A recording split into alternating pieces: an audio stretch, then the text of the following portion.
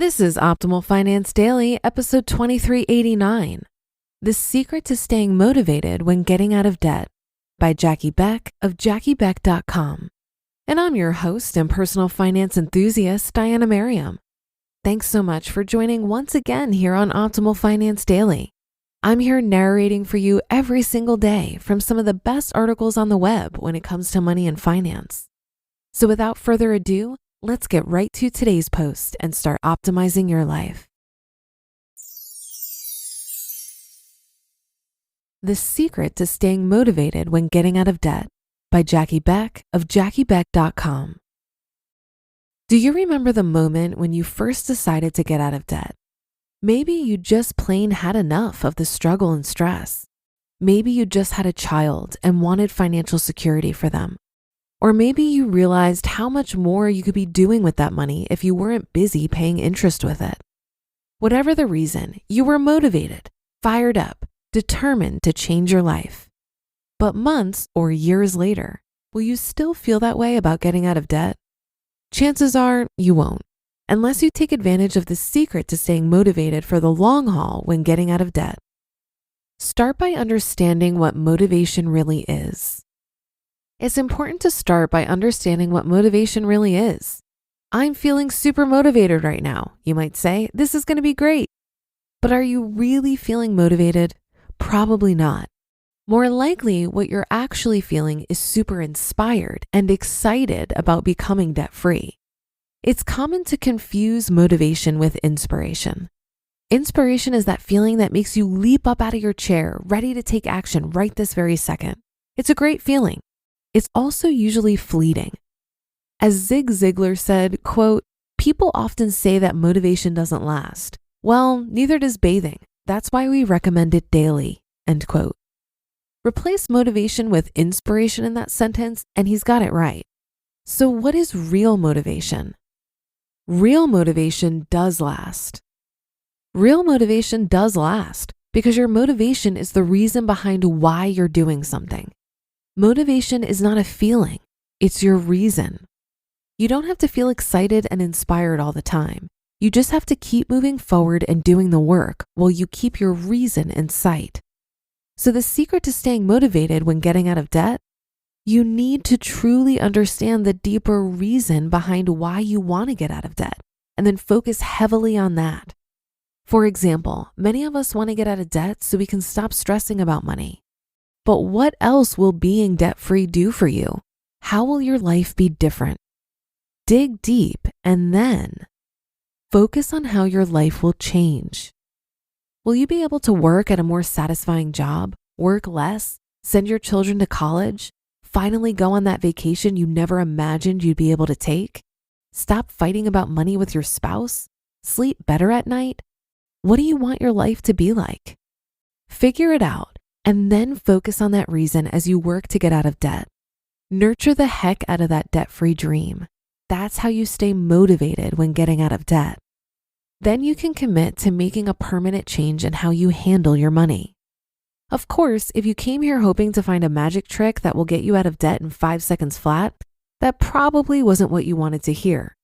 But it is what works, and you can use the secret to staying motivated to help you stick with it. It takes time and conscious effort to change, so persist. Keep in mind that when it comes to debt, the quick and easy shortcuts usually aren't. No program or method is going to automatically change the choices you make. You have to do that. And some methods, such as debt consolidation, can actually enable you to continue doing the things you've always done instead of changing. But we're all human, which means we're all used to doing things a certain way without putting a lot of thought into most of what we do. Habit is strong. You probably do the same thing right when you get out of bed each morning, take the same route to work, leave at about the same time each day, etc.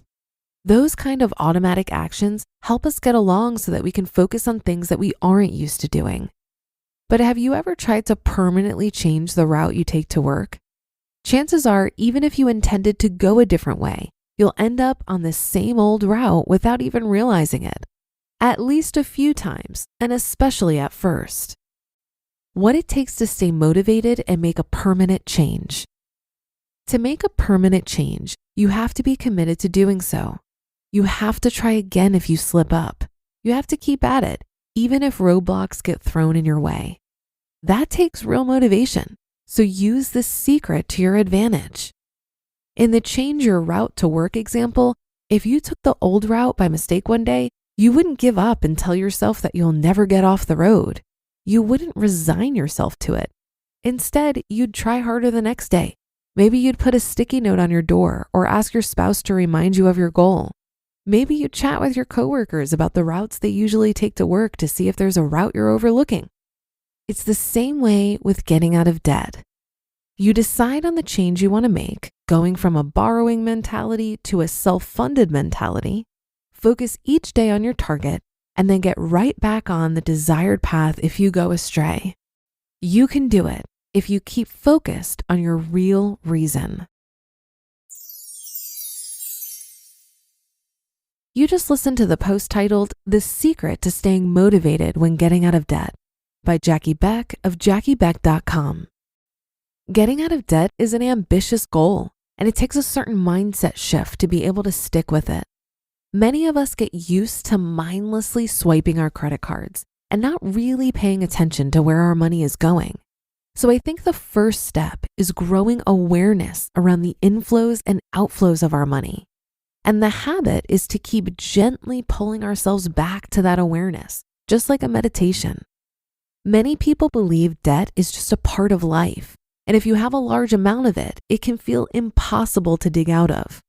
So I think to facilitate the mindset shift to even believing it's possible, it can be helpful to read personal finance blogs and follow other people's stories to debt freedom. Visualizing what your debt-free life looks and feels like can also be a huge motivator. We're conditioned to seek out short-term pleasures, which often look like swiping our credit card.